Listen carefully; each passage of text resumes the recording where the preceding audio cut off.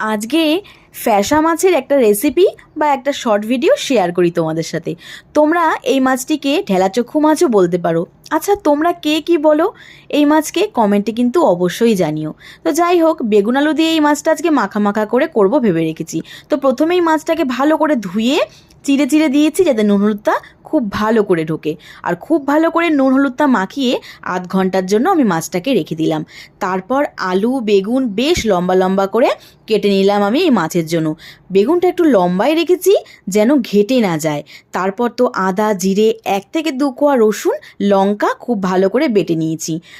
আলুগুলো খুব ভালো করে লাল করে ভেজে নিয়েছি, বেগুনগুলোও ভেজে নিলাম এবং মাছটা লাল লাল করে করেছি। কিন্তু তোমরা অতটা লাল নাও করতে পারো, ঝোলের মাছ খুব একটা লাল করলে ভালো লাগে না, হালকা রাখলেই বেশি স্বাদ পাওয়া যায় এই মাছটার। তারপর তো মশলা দিয়ে ভালো করে কষিয়ে অল্প একটু জল দিয়ে মাখা